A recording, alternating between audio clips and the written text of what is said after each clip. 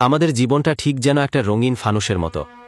উড়ে চললে সবাই হাততালি দেয়, বাহবা দেয়, আহা কি উড়ান, চোখ বড় করে দেখে সবাই। কিন্তু কেউ দেখে না সেই আগুনটাকে, যে প্রতিটা মুহূর্তে ফানুসটাকে জ্বালিয়ে দিচ্ছে, ধীরে ধীরে পোড়াচ্ছে নিঃশেষে।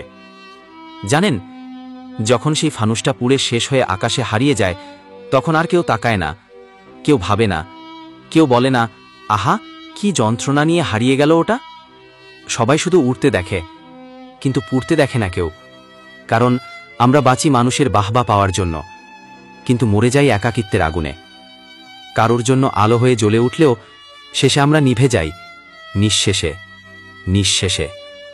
লোক দেখানো উড়ান সবাই দেখে, কিন্তু ধীরে ধীরে পুড়ে ছাই হয়ে যাওয়া আত্মাটা কেউ দেখে না, কেউ বোঝেও না।